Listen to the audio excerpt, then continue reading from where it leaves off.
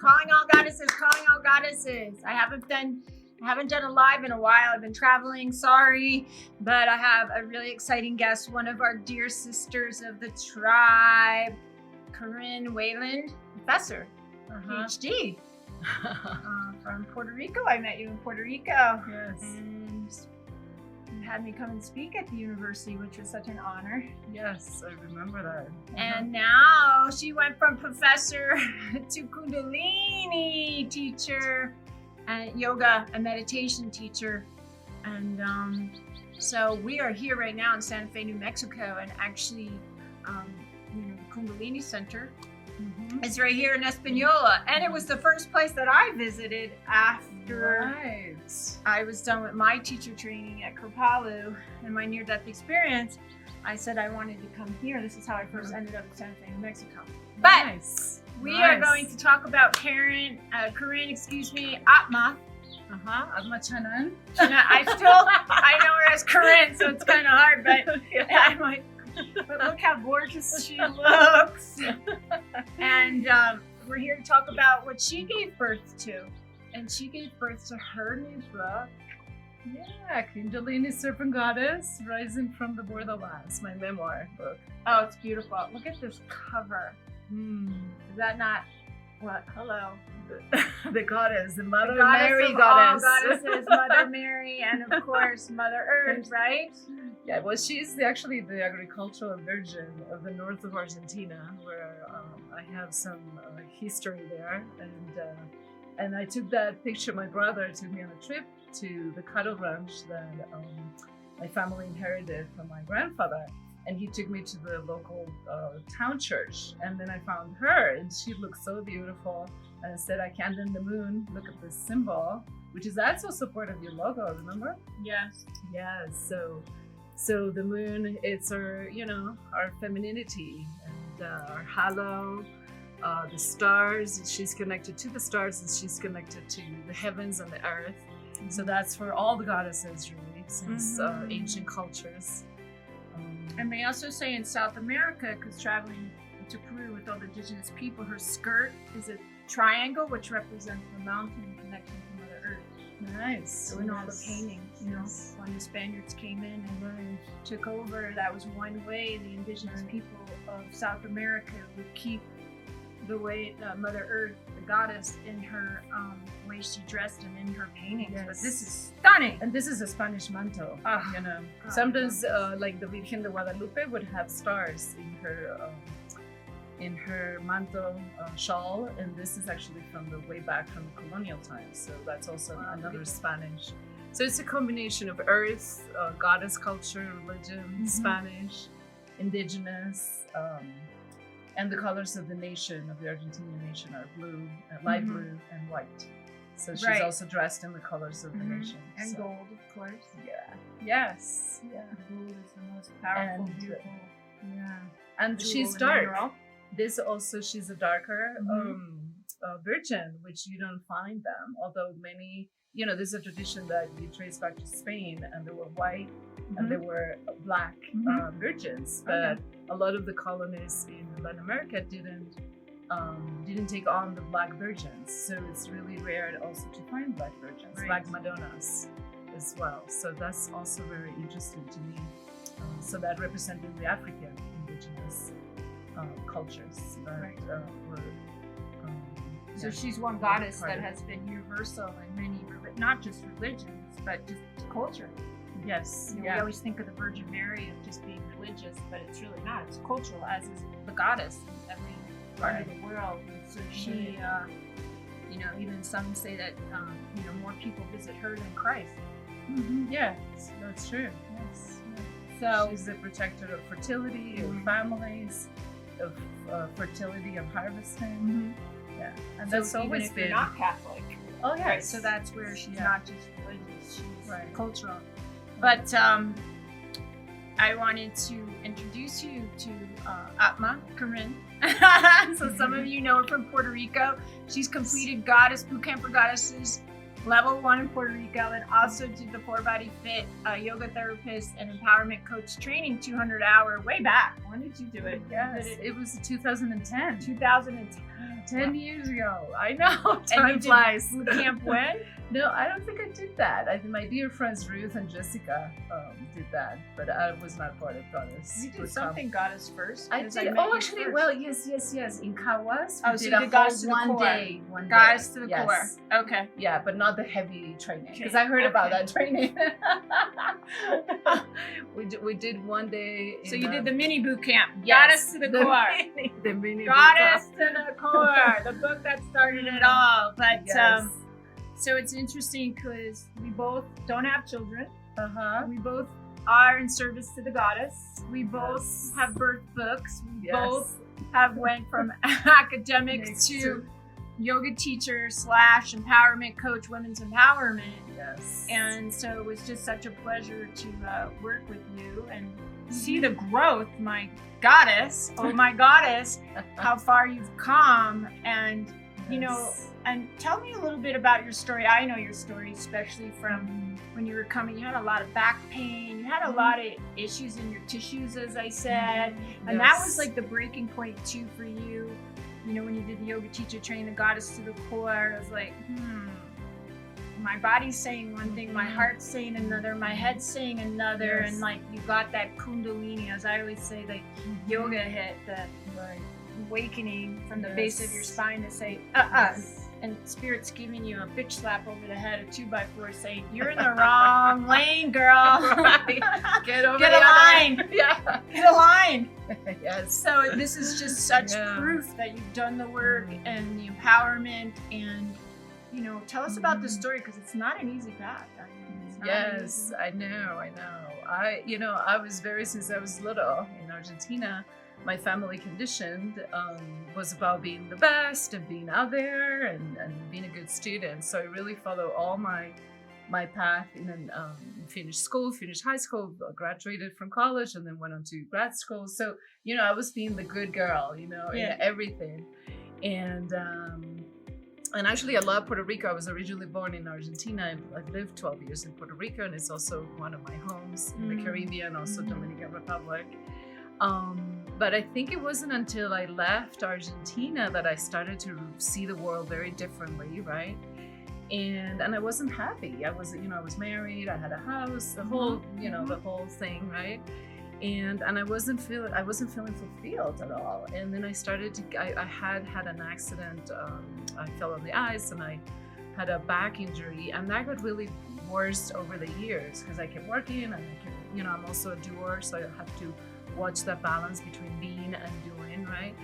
And I think by the time I met you, I was really going downhill in my health. I was going downhill in my unhappiness. And then I was, academia, it's a very competitive and a very male-driven environment, and I wasn't happy at all.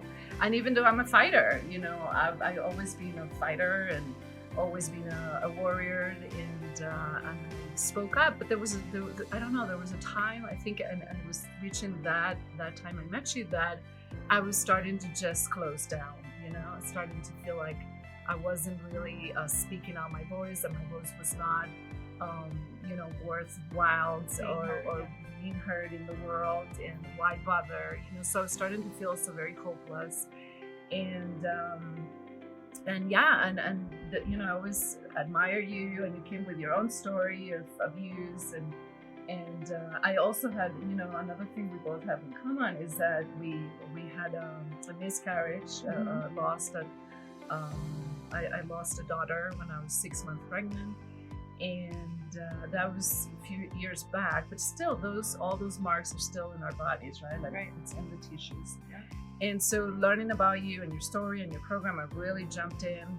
It was through my friend Myra also. Myra, of yes, course. Velasquez. She was, I had known Myra her and, earlier. Her sister.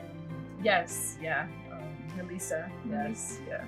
So anyway, just finding this tribe in Puerto Rico, and it was like, oh my God. And then it was a mixed group of people, there were Puerto Ricans, and also there were all these other women who came from all this Canada, the United States, internationally. So it was just nice to be in an all-women environment, women that were supporting us, each other. and growing from each other. I met my friends Ruth, dear sisters today, and Jessica there. That's right. And we're still, you know, and we they're all created teachers. Star, Moon, Sky together, Yes. and we're still doing projects and talking all the time. So I think, you know, I really came to value sisterhood during that time. It was hard, you know, like everything. And then soon after, I think it was soon after, I had to have another back surgery too, because my body was not doing very well. And then I reached, you know, I hit bottom with that surgery. I did not do well with that surgery, and I think I met you again after that, and you saw me, and I was devastated. It was again another call, you know, because I didn't leave academia right away. I didn't want to lose everything I had built. I was afraid. I was alone. What do I do now, right? And then finally, after I think 2 years after the training, we completed the training in 2010. I think 3 years later, I said, okay, I had enough of academia. This is not me. Yeah, they weren't open. And I left, yeah. Even when I came to speak, you know, the students there, they were open, but the other people you were up against, you know, when your consciousness is higher than what's going on around you, the collective consciousness, it feels like you're always you know, up against the wall, and that wall is like painful because you can't awaken people who aren't willing to be awakened, and it's like you're getting that hit, which you know that's your back pain and all that you were going through. It's like that battle of like, I've been so conditioned to do this. The fear of like, okay, you know how they say the monkey wrench, if I go here to here, I have to have somebody, you know, and you're like hanging in the middle of the gray zone, and you're like, no, you have to have faith and hope and come over. So what was that moment when you just said, what the fuck? Or goddess up? That's gonna be my new podcast, by the way. What the fuck or goddess up? What was that moment when you did that? Right. Well, I think that moment was that my body was physically paralyzed. I had gotten to the point that I just could not move.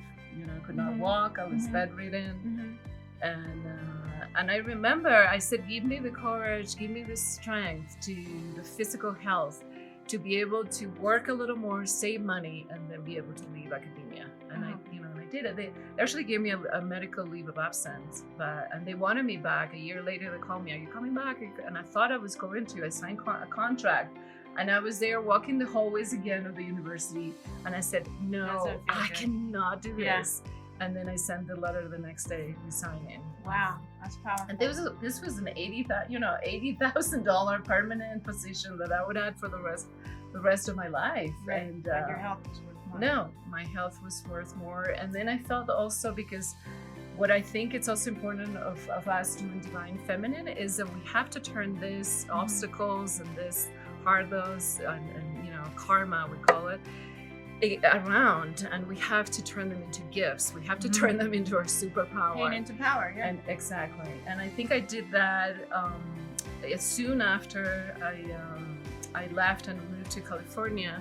Then I found my Kundalini yoga teacher, and he was dressed in white with a turban. You know, this is a turban. It's because we're present here on meridians, and it's healing, and it's also protecting the crown of the higher self and how we present ourselves in the world. I also, you know, you pointed to the religious aspect of that. I was always, as an academic, so afraid to mention God, to mention the soul, what are they going to think about me? Right. And I like it. You put a lot of posts, you know, about God and God, spirit, creator. God, spirit, creator, universal consciousness, right? Spirit. But that took me a while to also get over that, you know, because I was raised Catholic, and I had a lot of issues with organized religion. I didn't want to be part of that. And now, you know, being part of Sikh Dharma, I think that I've gained a different consciousness around it. And again, I was able to shift all these things that to me were challenges, and oh my God, what are they going to say? Oh my God, you know, can I do this? Fear, ancestral fear coming in. Then you turn them into your superpower, right? And you turn them into your gift and your mission in the world. And then when I understood, no, I need to go out and speak about women's empowerment, you know? And that's what I always admire about you. I need to put this into the world, you know? Yeah. And so then it's like, no, that's my gift, right? Your medicine. That's my medicine. Exactly. And the serpent, actually, that's serpent medicine, right? Yes. It's your disease becomes the cure. And I talk a lot about that in the book. This kind of character of the serpent. Your disease becomes your cure. Yes. Love it. Yes. So tell us what Kundalini, I mean, the girls who work with me, you know, we go over Kundalini, but because you are a certified yoga and meditation teacher, give us the true. I mean, I've been with Yogi Bhujan. Actually, I started off doing white tantric yoga, which I absolutely love. Yes. I didn't like getting up at 4 o'clock in the morning, nor taking cold showers, but I fell in love with Kundalini because that's what I was looking for. And so tell us what that actually means. Well, to me, Kundalini, it's, you know, it's not just Yogi Bhajan. It's all traditions of yoga have it. Right. It means awakening. And it means, you know, they usually say it's at the base of the spine, and it starts there, but it goes down, and then it takes 3 swirls into the womb, right? I also do a lot of womb medicine these days. I have 2 classes of Divine Feminine, Grace and Empowerment in my website, Soul Heart Yoga. So please join me there, and I talk a lot about womb medicine. So the Kundalini goes 3.5 times until it reaches the heart, and then it goes to the back of the throat, right? And then it goes around the head, back of the head, and to the 3rd eye, and connects to the pineal gland. So that's where, it activates the pineal gland, which was the gem or the elixir, you know, in ancient sages and spiritual teachers call it that way, and yogis. And then that activates the pituitary, which is a little more at the top of the brainstem. And when it activates the pituitary, then all these hormones of well-being. And you talked about this. You talked about oxytocin way back. So serotonin in your book, all right, melatonin, serotonin, oxytocin. Balance. Yeah, so that, you know, for women especially, because we're so imbalanced in our hormones when we're like in this, you know, masculine roles, you know, in career settings, and also because we're trying to do too much, you know. I think that taking care of the families, taking care of our partners, being forces in our communities, healers, when we bake, you know, when we cook and we bring food, you know, there's all these engagements that women, and it's so much necessary, right? So much needed, but also we get exhausted. And then we're putting out more energy than we're taking And then if you have a job, then, you know, how to manage, how to handle all of that. And another thing that you know, I am very grateful to Yogi Bhajan because first he was the one who brought up this to the West in 1969, and you know he's done his human errors, and we know there's some things that perhaps were not all the best of, you know, behavior around his manhood, and I forgive that. You know, I think we need to start forgiving, because also if we're going to work around the masculine and divine masculine, we have to forgive ways of being in the world for men that were not serving them and that were actually in detriment to our society. So I think that you know you have to sort of pick and choose and have discernment, right? But this is also part of our empowerment. You can't just follow what anybody says or what. You can't give your power away to another human being, and you have to follow your own instincts and intuition, which is the most powerful gift a woman has. But it's also about, you know, all these roles. Even working with shamans and yoga teachers, they've always been men, because in India, I know, like, if you didn't have semen, you weren't able to train or learn these beautiful practices. And like, hello, like when I was in India studying, well, you don't have semen, so you're not allowed to study this. And I'm like, well, wait a second. As I always said to the male shamans too, where did you learn from? You learned from your grandma. Right. Where are you learning from? From Mother Earth. And I'm a woman. Yeah. So how are you going to teach me something that I already have inside of me? Right. And so that's the part that women, if we're not in tune and we haven't been taught that, then that's why we give our power away to these people or these situations and not take responsibility and play victim. Yes, and to them. And victim means to sacrifice yourself. So I'm not sacrificing myself to another human being. So, you know, a lot of times what students want to do too is put their teacher on a pedestal. Right. They're not there to do, you know, a true teacher is not going to allow you to put them on a pedestal. Right. And so I understand, you know, and yes. basically going through this myself, most of the male teachers that come here to the States have failed with sexual assault and abuse from India.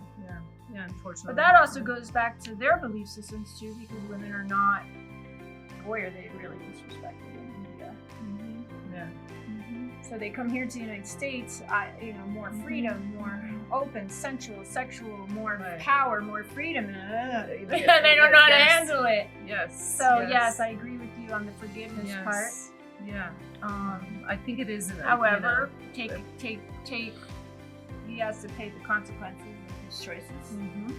So, but everybody else, So that's part of the yoni healing that you're talking about, and owning your. Again, it's, you know, if you transform it into a gift and a medicine, then it's your chance. You know, because I asked myself, why am I in this community? I've been here in the Mother Ashram in Hispaniola, New Mexico now for 2 years training, and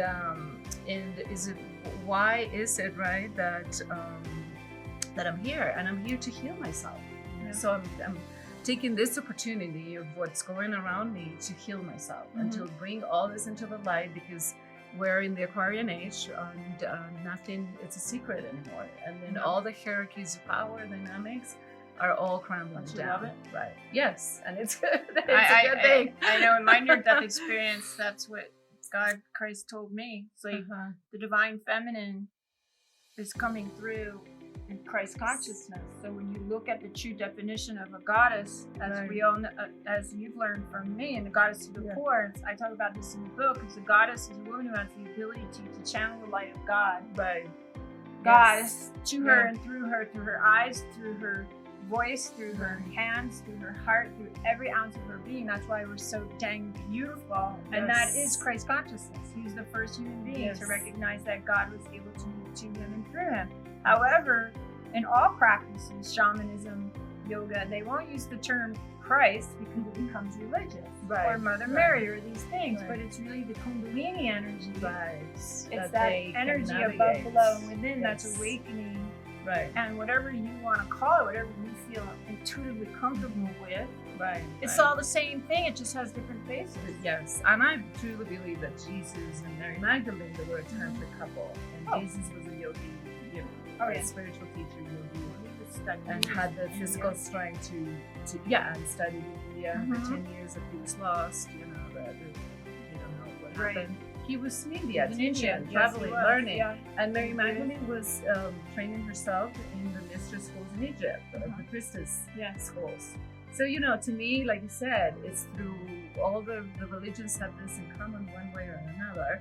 And because it's so powerful, you know, you said semen consciousness, it's egg consciousness, you know, and actually egg consciousness comes from the thalamus. You know, the two eggs, the thalamus are two little eggs that are sitting underneath our hypothalamus. And hypothalamus is the prefrontal side of the brain. That is the one that understands, navigates emotions. And that's why women, our hypothalamus is 50% more larger. 50% larger. So imagine, we have it all, you know, it's like we have the technology. And this is what, you know, Yogi Bhajan, in a way, he brought, and I'm so grateful for that, because he brought this technology that we already have in our bodies. And he would also say, you know, for the Aquarian age, in the life of householders, because that's what we are. We run families, right? We have jobs, right? We're not in caves meditating. So in the lives of householders, householder Kundalini yoga and meditation is fast. And I want to share, you know, stay tuned, because I do want to share some meditations. What I call the goddess series of meditations, and I put one after another. So please stay tuned for that. But we have the technology, right? And if you're in a female body these days, at this time, there's probably a very good reason for that. You know? And the sooner you wake up to your divine grace and your empowerment, the sooner that you can turn whatever it is, trauma that you went in your life through, you know, whatever happened to you as a woman, in a female body, because we all had stories, right? Right. I was touched inappropriately at age 11 by a man, and that's a story that it's in the book. My mentor at the university wanted to have an affair with me, right? Yeah. My father, he only slapped me once, but he did it so hard, and I was like around 10 or 11, that I still remember that that's still marked in my body. And he slapped me on the face unexpectedly, and it was just very traumatic for me. And that's when I run, you know, that's when I was little, and I run to the woodshed, and we all been warned against going there because there were serpents there. So, and I run there, and I just wanted to die. I was like wishing for a serpent to come out and bite me. Wow. And I was like, shit, you know, like, I'm here in this woodshed. Come on, come out, you know? And I was kicking logs, you know, and because I was so ashamed that my father had slapped me and that had silenced my voice. And on the other hand, you know, I now looking back and the way that I narrate that story in the book, it's all about facing your fears, right? And facing your your trauma, right? And facing who you are. And that, you know, no serpents came out, right? But then from that on, then I started to go out into this metaphor of what the serpent is in my life. But the serpent is feminine spirituality, is consciousness, is the saying, you know, oh my God, don't buy the apple. You know, the serpent inviting women to buy their apples in awakening, right? So the serpent has many, many faces, the shadow face, also the light. And again, it's the one that brings you back from disease, right? Disease being disaligned, into cure, into your gift, into your superpower. Too. And the poison, yes. The poison is the awakening. But it's like, too, I talk about that in my book, where we lost our core.